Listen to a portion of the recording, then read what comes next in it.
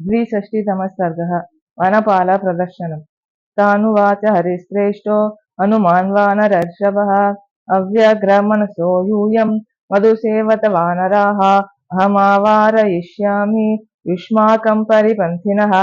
श्रुत्वा हनुमतो वाक्यं हरीणां प्रवरोऽङ्गदः प्रत्युवाच प्रसन्नात्मा पिबन्तु हरयो मधु अवश्यं कृतकार्यस्य वाक्यं हनुमतो मया अकार्यमपि कर्तव्यं किमङ्ग पुनरीदृशम्। अङ्गदस्य मुखात् श्रुत्वा वचनं वानरर्षभाः साधु साध्विति संहृष्टा वानराः प्रत्यपूजयन् पूजयित्वाङ्गदं सर्वे वानरा वानरर्षभम् जग्मुर्मधुवनं यत्र नदी वेगा इव धृतम्। ते प्रविष्टा मधुवनं पालानाक्रम्य वीर्यतः अतिसर्गाच्च पटवो दृष्ट्वा श्रुत्वा च मैथिलीं पुपुः सर्वे मधु तदा रसवत्फलमादधुः। उत्पत्य च ततः सर्वे वनपालान् समागतान् ताडयन्ति स्म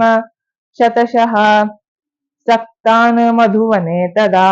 मधूनि द्रोणमात्राणि बाहुभिः परिगृह्यते पिबन्ति सहिताः सर्वे निघ्नन्ति स्म तथा परे केचित् पीत्वा अपविध्यन्ति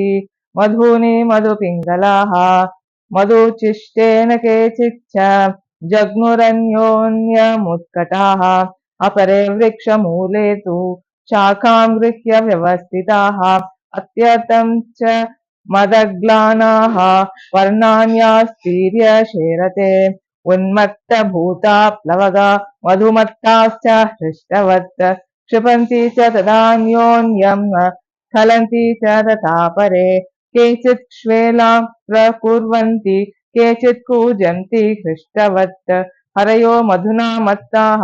केचित् सुप्ता महीतले कृत्वा किञ्चित् दस्सन्त्यन्ये केचित् कुर्वन्ति चेतरत् कृत्वा किञ्चित् वदन्त्यन्ये केचित् बुध्यन्ति चेतरत् ये अप्यत्र मधुपालाः स्युः प्रेष्याधरिमुखस्य तु ते अपि तैर्वानरैर्भीमैः प्रतिषिद्धा दिशो गताः जानुभिस्तु प्रकृष्टाश्च देवमार्गं च दर्शिताः अब्रुवन् परमोद्विग्ना गत्वा दधिमुखं वचः हनुमता दत्तवरैर्हतं मधुवनं बलात् वयं च जानुभिः कृष्टा देवमार्गं च दर्शिताः ततो दधिमुखः क्रुद्धो वनपस्तत्र वानरः हतं मधुवनं श्रुत्वा सान्त्वयामास तान् हरीन् इहा गच्छद गच्छामो वानरान् बलदर्पितान् बलेन वारयिष्यामो मधुभक्षयतो वयम् श्रुत्वा दधिमुखस्येदं वचनं वानरर्षभाः पुनर्वीरा मधुवनं तेनैव सहिता ययुः मध्ये चैषां दधिमुखः प्रगृह्य तरसा तरुम् समभ्यधावद्वेगेन ते च सर्वे प्लवङ्गमाः ते शिलाः पादपांश्चापि पर्वतांश्चापि वानराः गृहीत्वाभ्यगमन् क्रुद्धा यत्र ते कपिकुञ्जराः ते स्वामि वचनं वीरा हृदयेष्वसज्य तत् त्वरया ह्यभ्यधावन्त सालतालशिलायुधाः वृक्षस्थांश्च तलस्थांश्च वानरान् बलदर्पितान् अभ्यक्रामंस्ततो वीरा पालास्तत्र सहस्रशः अत दृष्ट्वा दधिमुखं क्रुद्धं वानरपुङ्गवाः अभ्यधावन्त वेगेन हनुमत्प्रमुखास्तदा तं सवृक्षं महाबाहुम् आपतन्तं महाबलम् आर्यकं प्राहरत्तत्र बाहुभ्यां कुपितोऽङ्गदः मदान्धश्च न वेदै न मार्यकोऽयं ममेति सः अथैनं निष्पिपेशाशु वेगवद् वसुधातले स भग्नबाहुरुभुजो विह्वलशोणितोक्षितः मुमोह सहसा वीरो मुहूर्तं कपिकुञ्जरः स समाश्वस्य सहसा संक्रुद्धो राजमातुलः वानरान् वारयामास